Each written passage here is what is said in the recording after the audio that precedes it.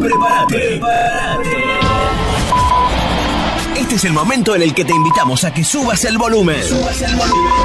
Hablando de la perfección, hoy muy temprano el Señor puso en mi corazón escribir dentro de las redes sociales. Estoy usando mucho el Facebook, y dentro de eso el Señor me trajo a la mente Apocalipsis 22:11, y yo decía lo siguiente, mire, permítame leerle que me va a tomar un minuto. Dice: un santo bíblico no es una hermanita o un hermano perfecto. Un santo bíblico, estoy hablando de los santos que habla el Señor en las Escrituras. Un santo bíblico no es un hermano o una hermana perfecta. De hecho, no existe nadie que sea perfecto, ni hombres, ni mujeres, ni el ministro más encumbrado es perfecto, mucho menos el creyente recién llegado. En Filipenses 3:12, por ejemplo, el apóstol Pablo dice: no que ya lo haya alcanzado ni que ya sea perfecto, no, sino que hago una cosa, olvido lo de atrás y me proyecto hacia adelante. Entonces, los santos mencionados en las Escrituras tampoco son, bueno, a veces en el mundo católico dice un santo es un pedazo de yeso, un pedazo de madera, un pedazo de concreto engalanado, ¿no? Gloria a Dios, que está pegado en alguna imagen católica o en alguna de esas sinagogas. Tampoco eso no son santos perfectos, no lo son. Ni las hermanas que visten largo, bien largo, con la falda como barriendo el piso, tampoco eso es. Ni los hermanos que usan saco y corbata, tampoco son perfectos. Entonces, el Espíritu Santo me movió a escribir lo siguiente. Entonces, ¿quién es un santo perfecto? ¿Quién es? O mejor dicho, ¿quién es un santo bíblico? Según las Escrituras. Un santo bíblico es aquel y es aquella que día a día va buscando su perfección en humildad, en amor y en obediencia y sujeción a la palabra de Dios. En 2 de Timoteo, por ejemplo, capítulo 3, versículo 16 y el verso 17, se nos habla, el apóstol Pablo le dice a Timoteo que toda escritura fue inspirada por Dios y que es útil para enseñar, para redarguir, y luego dice en el verso 17, a fin de que tanto el hombre como la mujer de Dios sea perfecto, enteramente preparado para toda buena obra. Para toda buena obra. Entonces, santos perfectos, no hay santos perfectos, pero el santo bíblico, el santo que Dios muestra a través de las Escrituras, es aquel hombre y mujer con defectos, con dificultades, con deficiencias, que no se sienta a decir, bueno, pues soy imperfecto, pues se acabó. No, el santo bíblico es aquel que sabe que es imperfecto y que trata con la ayuda del Señor, con la ayuda del Espíritu Santo, a perfeccionarse. Por eso en Apocalipsis 22:11 dice: el que sea santo, santifíquese más. El que sea santo, santifíquese más. ¿Qué implica eso? El que sea santo, santifíquese más. Que tiene que ir día a pocas, con la ayuda del Señor, viendo las partes donde nos está haciendo, donde tenemos defectos, y esos defectos, con la ayuda del Señor, ir puliéndolos, ir modificándolos, ir cambiándolos. A eso el Señor le llama, gloria a Dios, no el arrepentimiento, sino el convertimiento. Y yo quiero terminar esta parte para decirles que Jesús no viene por gente arrepentida, Jesús vendrá por gente convertida. Amén. Con gente que demuestra. ¿Y cómo se demuestra que se ha convertido? A través de sus acciones, ¿verdad, pastor? Claro, porque Jesús dijo ahí en Mateo: por sus frutos los conoceréis. Claro, ¿y cómo se ven los frutos? A través de las acciones, se reflejan, pastor. Amén. Entonces, qué bonito, mire lo que usted nos está enseñando, así chiquitito, pero en esta mañana cómo Dios va hablando. De allí que hay de repente mis hermanas que dicen, no, mira, que me ore tal persona, porque esa persona, creo que le escucho más fiel delante de Dios. Parece que habla tan bonito que creo que se tiene toda la unción. A mí Dios no me escucha, prefiero que me ore esa persona, porque es una persona perfecta, como usted dice, y Dios lo está usando. Y creo que es una gran mentira, ¿verdad, pastor? No es tanto así, porque vea, algunos días atrás un pastor hizo una publicación desde la ciudad de Lima y yo quiero repetirlo. Entonces es un pastor que es un evangelista que encuentra a un pastor a quien Dios lo había usado poderosamente, pero había retrocedido y estaba en el mundo, y yo quiero que me presten cuidado a esto. Entonces este evangelista le encuentra al hermano sentado en alguna parte de la plaza y le dice: oye, ¿cómo tú no estás en el Señor para que vayas a orar por mi esposa que tiene cáncer y está enferma? Y este evangelista, que a quien Dios lo había usado poderosamente en milagros, en señales, en muchas cosas, en mucha maravilla, le dice: bueno, pero yo no soy el que sano es el Señor. Así que si el Señor quiere, me usará y sanará a tu esposa. Y este evangelista que estaba abandonado, que estaba en el mundo, que estaba descarriado, fue y oró por la esposa de ese pastor. Y el cáncer, a testimonio del pastor, y este es un testimonio real, el cáncer salió por la boca de la esposa del pastor. Y la esposa del pastor quedó completamente sana. Esto, en realidad, ¿qué cosa nos demuestra? Que Dios puede usar a quien Dios le plazca. A quien Dios le plazca. Entonces luego uno pone un estándar, una calidad de vida en la persona que va a orar. Pero Dios obra de forma tan diferente, tan distinta. Otra cosa más. En el Salmo 69, 18 se nos dice que los llamamientos, que los dones que Dios da son irrevocables, son irrenunciables. Y algo más que la iglesia debe de saber, que lo que Dios da, no quita. No lo quita. Ahí está Satanás, por ejemplo, que el Señor lo reprende en esta mañana. Y lo reprenda siempre. Satanás es un personaje, según Isaías 14, según Ezequiel 28, un personaje acabado en hermosura, perfecto en todo, lleno de todas las piedras preciosas y de capacidades y de habilidades y de talentos y de todo. ¿Qué le quitó Dios a Satanás? Más que la autoridad y la porción de estar cerca de Dios, porque lo arrojó, pero de ahí no le quitó nada. A ver, para que entiendan los hermanos pastor, con eso quiere decir usted, por ejemplo, que, si Dios le dio a alguien, a un siervo, a una sierva de Dios, le dio, por ejemplo, el don de profecía. No se lo quita. No se lo quita el Señor. No se lo quita. Puede estar en falta, pero no se le quita. Puede estar perdido, puede estar endemoniado, puede estar lo que sea, pero no se lo quita. Al visionista que le dio visiones, puede estar mal, pero no se lo quita. No se lo ¿verdad? quita. Entonces, de allí que mire, eso va de acuerdo a la palabra de Dios. Usted lo confirma porque en la palabra de Dios dice, y en aquel día me dirán, pero Señor, si en tu nombre eché fuera demonios, pero Señor, yo profeticé, por lo tanto creía que estaba bien. Sí, pero adicional a eso, voy a leerte acá en el libro de los Salmos en el 69, 18, que es la cita que lo lecturé. El 68, 18 para nuestros hermanos que nos están ahí siguiendo en las redes. Dice en acción de gracias: subiste a lo alto, cautivaste la cautividad, tomaste dones para los hombres y también para los rebeldes, para que en medio de ellos habitase Jehová Dios. Miren, ahora, por ejemplo, si quisiéramos ir un poco más en profundidad, Ciro era un rey persa, pero un rey pagano, un rey idólatra, un rey blasfemo, un rey que hacía sacrificios humanos. Pero Dios, cuando habla de Ciro, dice, mi siervo. ¿Qué dice Dios de Nabucodonosor? Mi siervo. ¿Para qué puso Dios a Herodes? Para que en la vida de Herodes se cumpliese parte de la palabra del Señor. ¿Por qué Herodes persiguió a matar a los niños? ¿Por qué Herodes hizo eso? Porque estaba registrado en la palabra de Dios. Judas Iscariote, ¿qué tenía? Judas Iscariote estaba en la comisión de los 12, estuvieron en la comisión de los 70. Y Judas Iscariote fue uno de los que vinieron levantado el pecho y hasta los demonios tiemblan y se nos sujetan. Véale, Señor, hasta los demonios tiemblan. Y Judas era ladrón, era un sinvergüenza.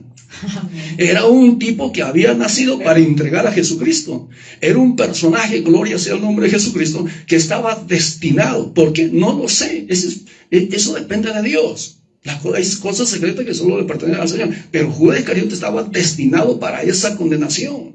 Y hay muchos hombres impíos que viven y están y se mueven en el mundo cristiano y están destinados para su propia perdición. ¿Y cómo lo sabemos? Por las Escrituras. A veces uno piensa que el crecimiento, el progreso económico o el crecimiento congregacional es sinónimo de muy buena cosa. Y no siempre es verdad.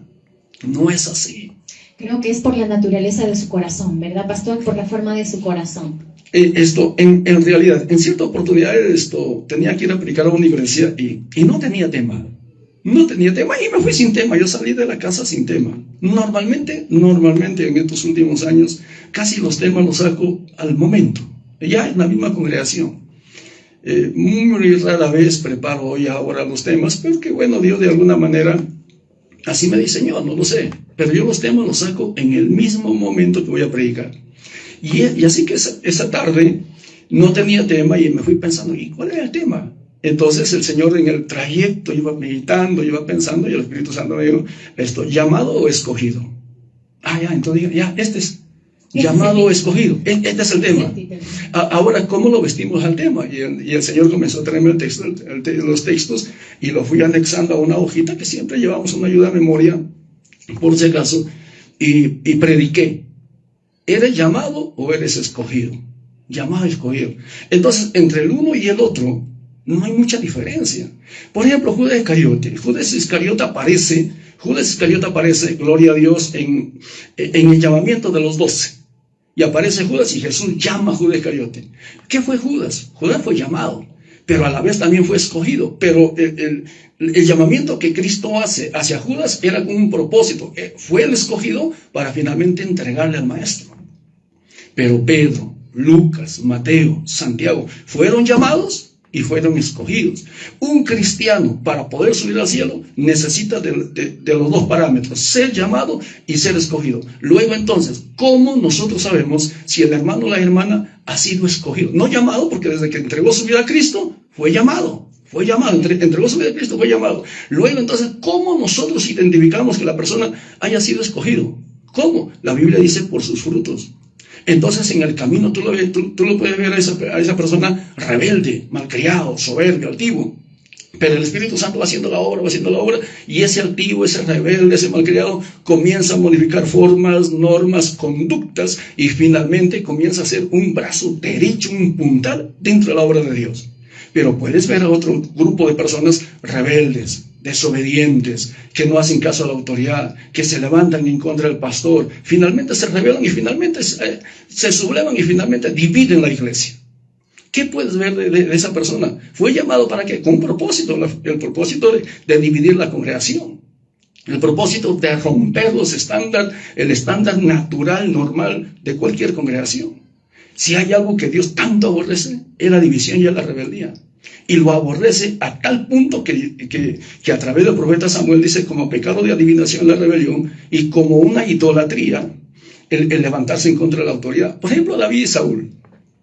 Vamos a suponer que el líder sea Saúl, y Saúl es un líder endemoniado ya, porque desde que desobedeció a Dios, dice que el Espíritu Santo salió de la vida de Saúl y en su reemplazo le atormentaba un espíritu malo. David lo tuvo en sus manos en 2 oportunidades bien nítidas, al alcance de su mano. Libro de 1 Samuel. David tranquilamente podía matarlo. Es más, hay gente que está diciéndole al oído de David: mira, este es el día que hizo Jehová. Acá Dios te ha entregado a tu enemigo en tu mano para que lo mates, y tú gobiernes y tú seas rey sobre Israel. David, en una parte, ya en la segunda parte, dice que David se acerca donde estaba Saúl durmiendo, coge una tijera y corta la orilla del manto de Saúl. Cuando David está cortando la orilla del manto de Saúl, lo que le dio a David fue taquicardia. Claro que las escrituras no dicen que era taquicardia, sino dicen las escrituras que el corazón le comenzó a palpitar y a latir bastante. O sea, dice que el corazón se le agitó. Ese corazón agitado hoy lo conocemos como el nombre de taquicardia. Entonces, cuando David dice esto, corta la orilla, él siente la presencia de Dios y dice: es imposible que yo levante mi mano contra el ungido de Jehová. Inmediatamente David dice no, y detiene a todos sus hombres para no abalanzarse en contra de Saúl, y Saúl ya estaba endemoniado. O tenemos el caso, por ejemplo, en el cuerpo de Moisés, de Judas, que es el versículo 23 del libro de Judas. Dice las escrituras que Dios le lleva a Moisés al monte, a la parte más alta, y en visión, o en un éxtasis, no lo sé, las escrituras no lo especifican, Dios muestra a Moisés toda la tierra prometida, la tierra que fluía leche y miel. De Moisés ve por visión, por revelación de Dios mismo, toda la extensión de la tierra prometida al pueblo de Israel, tierra que fluía leche y miel. ¿Qué hace Dios? Le dice a Moisés: bueno, Moisés, hasta aquí te traje, ya viste a dónde tenías que llegar. No llegaste tú, pero bueno, tampoco ya arreglas a tu pueblo y acá vas a descansar. Y dice las escrituras que Moisés murió allí. ¿Qué hizo Satanás? La Biblia dice que Satanás comenzó a desplegarse por todo el lado buscando el cuerpo de Moisés. Buscando. Y esto, en alguna parte del trayecto, yo pienso que Satanás iba a encontrar el cuerpo de Moisés. En alguna parte del trayecto dice las escrituras que Dios manda a Miguel a contender contra el Satanás. Libro de Judas, y se lo voy a leer, de repente mis hermanitos que me están siguiendo ahora por las redes sociales, digan, ¿dónde está eso? Y vamos a buscarlo acá en el libro de Judas, gloria a Dios, en el versículo 23. Y dice así, bendito sea el nombre del Señor, y dice así,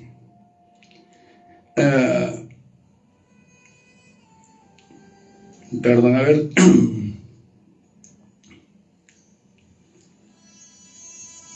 gloria sea el nombre del Señor. Ahora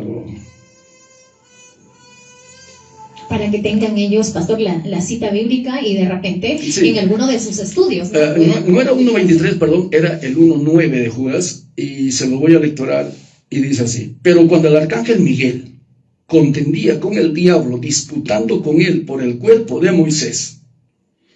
Entonces hay una disputa, hay una lucha entre Miguel y Satanás. Los dos se enfrentan, Miguel y Satanás, el arcángel Miguel y Satanás. Y los dos estaban peleando sobre el cuerpo de Moisés, porque Dios había escondido el cuerpo de Moisés, y Satanás estaba tratando de encontrar el cuerpo de Moisés para finalmente llevárselo y presentárselo al pueblo de Israel. Y como el pueblo de Israel era un pueblo dado a la idolatría, rápidamente se descarrilaba, y rápidamente tenían a Moisés como un líder grande. Entonces el pueblo de Israel hubiera idolatrado a Moisés. Para que eso no suceda, ¿qué hace Dios? Esconde el cuerpo de Moisés. ¿Qué hace Satanás? Va detrás del cuerpo de Moisés. ¿Qué hace Dios? Manda a Miguel. Y Miguel se encuentra con Lucifer en alguna parte del trayecto. Y los dos se enfrentan, los dos luchan, los dos disputan. Por eso el verso 9 dice: pero cuando el arcángel Miguel contendía con el diablo, disputando con él, es decir, Miguel contra Satanás, por el cuerpo de Moisés, Miguel no se atrevió a proferir juicio de maldición contra él. No se atrevió a proferir juicio de maldición contra él. Pero nosotros fácilmente decimos: diablo miserable, diablo maldito, diablo tal y cual, diablo para arriba, diablo para abajo. Al diablo lo destripamos, ¿no es cierto? Pero quien conoce de autoridad y quien entiende de verdad lo que es tener autoridad, va a respetar aún al enemigo. Y Miguel no puede maldecirle a Satanás por la inferioridad, por el grado, por lo que Satanás representaba, que era un querubín. Entonces, ¿qué le dice Miguel? Tiene que usar uno más superior a Miguel. Y el inmediato superior a Miguel era Jesucristo. Por eso dice acá: no se atrevió a proferir juicio de maldición contra él, sino que dijo: el Señor te reprenda. Pero el versículo 10, hermana Lorena, dice: pero estos, refiriéndose a la gente que estaba persiguiendo a los apóstoles, pero estos blasfeman de cuantas cosas no conocen, y en las que por naturaleza conocen, se corrompen como animales irracionales. Animal irracional. Entonces yo hice una publicación un tiempo atrás. Yo le decía, publicaba, decía a los hermanos: nadie se levante en contra de su pastor. Por más que el pastor sea torcido, desviado, adúltero, fornicario, un sinvergüenza, o sea un borracho, o sea un ladrón, no se levante contra su pastor. No lo maldiga, sino que sencillamente haga lo que hizo Miguel. Váyase a Dios en el nombre de Jesucristo. Y si por ahí no da la talla al pastor, pues sálgase de ahí y sálgase en paz. Dígale al pastor que ya se va, pero dígale bien, dígale de frente, dígalo en su cara. Porque cuánta gente se va por detrás del pastor maldiciendo, blasfemando, rompe la congregación y al frente pone la iglesia tal, gloria sea el nombre del Señor, con la finalidad de ¿qué? De subdividir a la iglesia del Señor. Ese. Amén, pastor. Yo creo que el enemigo anda por allí con zapatitos de algodón. Por eso nosotros tenemos que tener muchísimo cuidado, ¿verdad, pastor? Y bueno, qué hermoso, mire, aprendiendo sobre imperfecciones. Imperfección, la autoridad y de todo hablemos un poquito. Entonces, pastor, ¿pero por qué? Porque queremos que el pueblo del Señor sepa que Dios en todo tiempo está con nosotros, por más de que existan nuestras debilidades, por más que tengamos, no seamos imperfectos, entonces Él es igual misericordioso, Él nos ayuda. Así que mi hermana, en esta mañana usted puede clamar al Señor ahí, decirle, ¿no? Para nuestras hermanitas, a nuestros hermanitos que de repente dicen, pero cómo me gustaría que estuvieran presencialmente aquí, porque se nota que tienen, volvemos al tema, ¿no? Como que tienen el poder. Mentira, usted tiene toda esa autoridad que el Señor le da para orar, para poner su confianza en Él y decirle: Padre, mira, yo soy una persona tal vez bastante desobediente, ¿no? Delante de ti, pero yo sé que tú me escuchas. Sí. Hermana Lorena, es más, por ejemplo, normalmente nosotros asociamos el ministerio con dones. Se supone que el pastor debe de tener por lo menos el don de sanidad o el don de milagros. Pero también se da la posibilidad de que el pastor no tenga ni el don de milagros ni el don de sanidad. Lo puede tener un hermano de la congregación. ¿Cuál es el problema? No hay ningún problema. Por ejemplo, en los tiempos de Jesucristo, se nos habla de Juan el Bautista. Juan el Bautista, ¿cuántos milagros hizo? No hizo ni un solo milagro, ni uno. Pero cuando Cristo habla de Juan el Bautista, dice, no se levantó otro como Juan el Bautista. Lo presenta como un grande, ¿verdad? No solamente como un grande, dice que no se levantó otro como Juan, otro. O sea que él es lo máximo en esa área que Juan el Bautista tenía que presentar. Entonces, no es problema los dones. Es llamado, es ministerio. Entonces, si un hermano tiene el don de milagro, es fantástico. Gloria a Dios, fantástico. Pero ese hermano debe de estar sujeto al pastor. A veces me da mucha pena y bastante vergüenza también cuando el hermanito que supuestamente tiene el don de la profecía. Entonces, como tiene el don de la profecía, lo agarra al pastor de acá del pescuezo y lo pasea como a monigote. Y encima le profetiza. Y le profetiza delante de todo. Y dice, mi siervo está en pecado, que se arrepienta. Y al profeta, finalmente, entonces, todos los hermanos ya no van donde el pastor, van donde el profeta, van donde la profetiza. ¿En qué parte de la escritura dice eso? ¿Acaso el profeta va a dar cuenta por las almas delante de Dios? ¿Acaso el profeta va a dar cuentas por la iglesia? No, Señor. El que va a dar cuenta, el que va a rendir cuenta delante de Dios es el pastor. Y al final se da la falta de respeto, pastor, porque ya no se le respeta al pastor, ya no se recibe la orden del pastor, si el pastor dice algo, dice, esperamos que lo confirme el profeta. Claro, y no es ya verdad. Dirige el profeta. El profeta manda, el profeta dirige, el profeta gobierna, y el pastor es un simple monigote. Ya, ¿verdad? Entonces luego uno se pregunta, ¿no? ¿Tiene ministerio o no tiene ministerio? ¿Quién te puso como pastor? Porque, una de las características de una persona que tiene un ministerio es la autoridad. ¿Qué dijo Jesús? Yo les doy autoridad. Vayan con la autoridad. Y la autoridad, dice las Escrituras, que está puesta para que el resto le obedezca. Romanos 13. No hay autoridad sino las que Dios mismo colocó, son las que Dios mismo puso ahí. Entonces, en una congregación local, la autoridad mayor de esa congregación es el pastor. El pastor finalmente se constituye como a la puerta de entrada del redil, de aquel lugar, de aquel espacio donde Dios le puso. Hice una publicación el día de ayer y decía dentro de eso, ¿no? ¿Por qué la apostasía dentro de la iglesia? Entonces, usando la parábola de Jesucristo, del Evangelio según San Mateo, dije, porque el pastor se durmió. Porque quien es responsable de administrar la congregación es el pastor. Sobre él va a recaer absolutamente todo. En Ezequiel 18, por ejemplo, cuando se nos habla de los atalayas, dice, si el atalaya viene venir la espada, y el atalaya no toca la trompeta, no avisa, no amonesta, la espada llega y mata al creyente. Pero la sangre del creyente se le demandará de la cabeza del pastor. Y no es que por eso el creyente se salve, el creyente se condena. Pero la sangre de ese creyente condenado va sobre la cabeza del pastor. Pero luego dice, si el atalaya ve venir la espada, y el atalaya anuncia que la espada viene, que va a haber mortandad, que va a haber tragedia, que va a haber desgracia, y el creyente no se apercibe, el creyente muere por su pecado, pero el pastor ha librado su cabeza de la sangre de ese que murió por la espada. Entonces, por eso Pablo dice, hijitos míos, o Juan, no os hagáis muchos maestros, sabiendo que recibiréis mayor condenación. Entonces, pero hoy estamos a la gana, a ver qué iglesia llena más gente. Entonces dicen, ¿cuántos hermanos tienes? 50, 100, 200, allá. Pero tú ves entre cantidad y calidad, ¿dónde está la diferencia? Es muy grande, pienso yo, pastor. Bastante. Claro, bastante la verdad grande. Que es bastante. Porque aunque tu congregación sea pequeña, si está bien instruida, está fuerte, está con buenos cimientos. Y esos pocos van a ir creciendo lentamente, tal vez, pero con base, con profundidad y creciendo con raíces. Van echando raíces, sí, pastor. Mientras que en una cantidad puede ser por cierto tiempo, cantidades por cierto tiempo, luego hay una bajeza enorme, o de repente se mantienen cantidades, pero no hay arrepentimiento, no hay arrepentimiento, ¿no? Es puro show, puro teatro, si no hay esas cositas ya la iglesia no se sostiene, ¿no? Y hay que permitirle todo a la iglesia. Eso, que se descarrile. Mira, tú acabas de poner una palabra muy clave ahora: permitir. Entonces se convierte el pastor en un pastor permisivo. Entonces el pastor dice A, no, pero el otro dice B, el otro dice C, ya mejor hagamos el abecedario. Entonces ya la palabra del pastor muy poco peso tiene. Y cuando hablo de peso estoy hablando en el ámbito netamente escritural, netamente espiritual, ¿no? Porque la iglesia no solamente es espiritual, sino que también tiene áreas materiales, áreas donde, gloria a Dios, los hermanos, las hermanas tienen que hacer trabajos materiales propios, inherentes.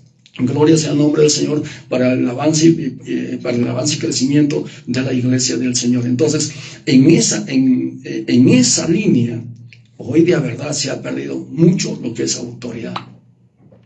Por la parte que menciona Lorena, por el ser permisivos, por ser tolerantes, por ser consentidores, para que el hermanito no se vaya. En cierta oportunidad esto, gloria a Dios, prediqué que en una congregación sobre que en el evangelio no hay amistad y no existe la familia, no existe.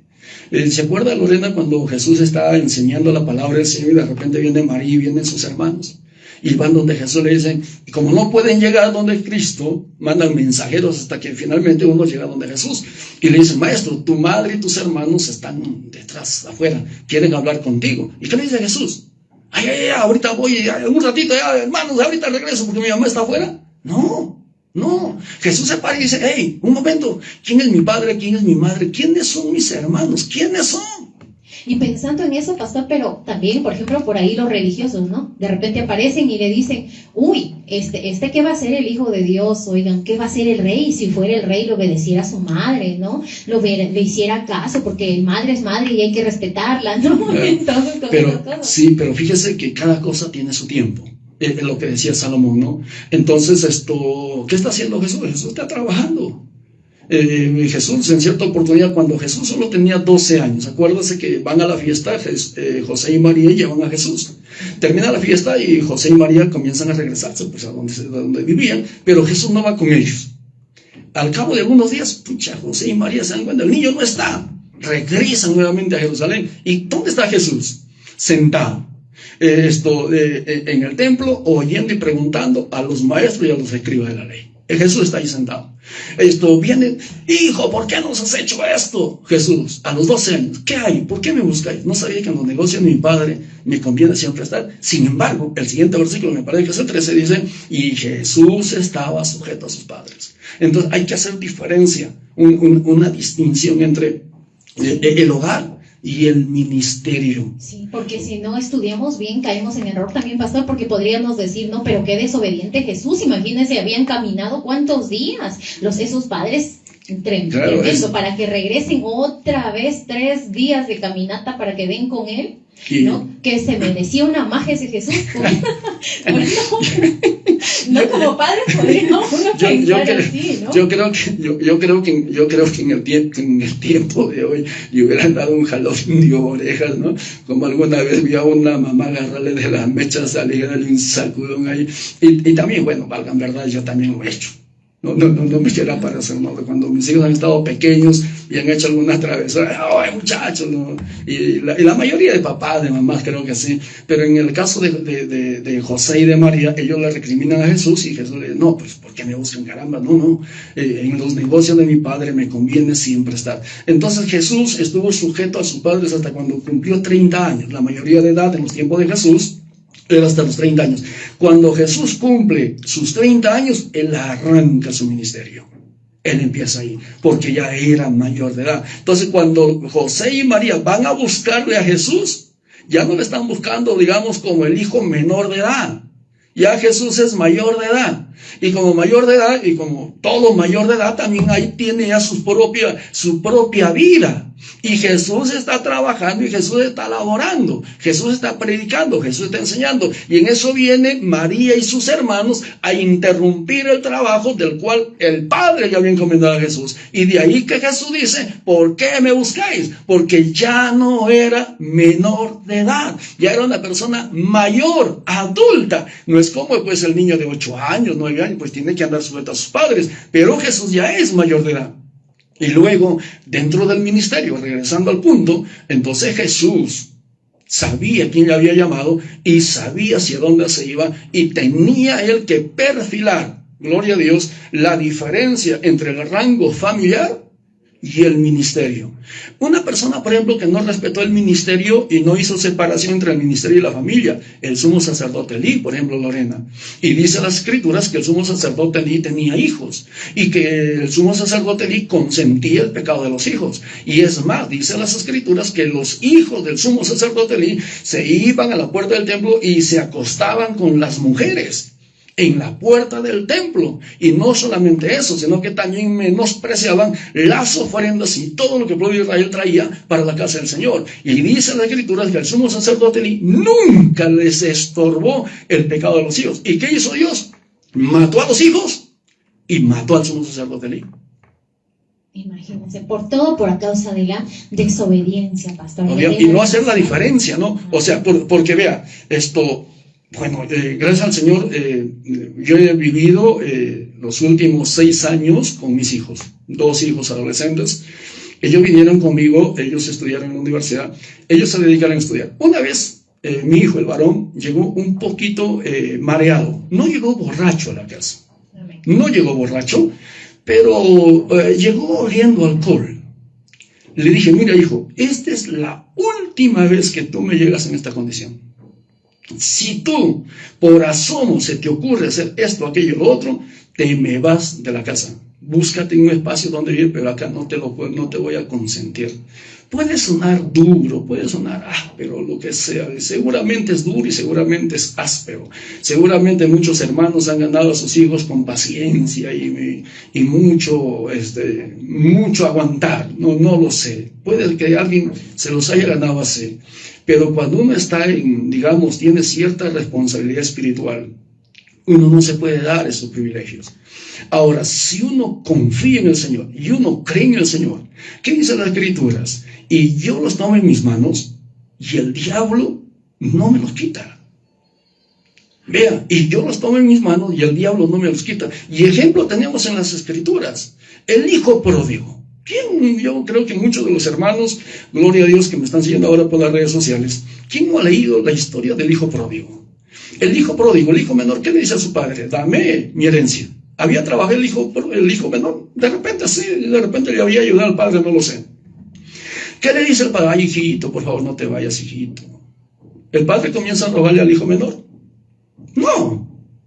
El hijo menor le dice, dame la parte de los bienes que a mí me corresponden, que me voy. Me cansé de estar en tu casa, me cansé de estar contigo, quiero una vida libre, quiero una vida independiente, ya me voy, pero dame la parte de la herencia.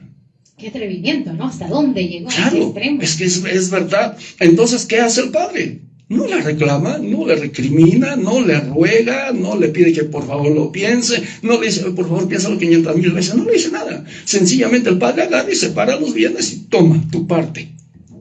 ¿Quieres tu parte? Acá está tu parte. Y dice las escrituras que el hijo menor se fue, y se fue, y se fue. El padre en alguna parte del trayecto consideró que su hijo se había muerto, porque pues no había tecnología como ahora lo tenemos, que con una llamada, sí está vivo. Nada. No daba señales de vida. No dio señales de vida. Entonces el padre en algún momento piensa que está muerto, porque cuando el hijo regresa, él dice, mi hijo muerto era. Ya resucitado, acá lo tengo, está vivo. Muerto era. Entonces el padre no hace absolutamente nada, pero el padre tenía una confianza plena en Dios, una seguridad absoluta. Entonces, ¿qué dice en Proverbios 3? Fíate de Jehová de todo tu corazón, de todo tu corazón. No dice un pedacito, una cosita chiquita, no, de todo tu corazón. ¿Crees en Dios? Confía en Dios. Dios hará, Dios actuará, Dios obrará. La Biblia dice, mozo fui y envejecí, y no hay justo desamparado. Y esa parte de desamparado no solamente implica en bienes económicos, también implica en bienes espirituales, en bienes familiares, en bienes sociales, implica en todo. Y fíjese cómo Jesús, cuando ve a la madre, no, un momento, mi padre, mi madre, mis hermanos son todos aquellos que hacen la voluntad de mi Padre que está en los cielos. Los dos muchachos acabaron la universidad, lo hicieron en 5 años impecables, los dos se graduaron, los dos se titularon. Uno formó una empresa y le está yendo bastante bien, y que por cierto le debo muchos miles de soles que me ha dado para construir el templo.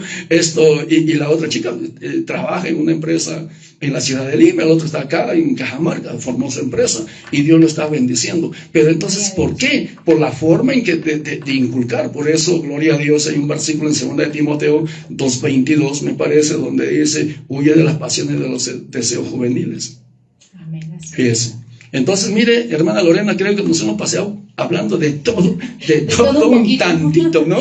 Para que sacamos bendición y provecho. Amén. Nuestros hermanos están contentos, creo yo, pastor, porque están aprendiendo junto con nosotros.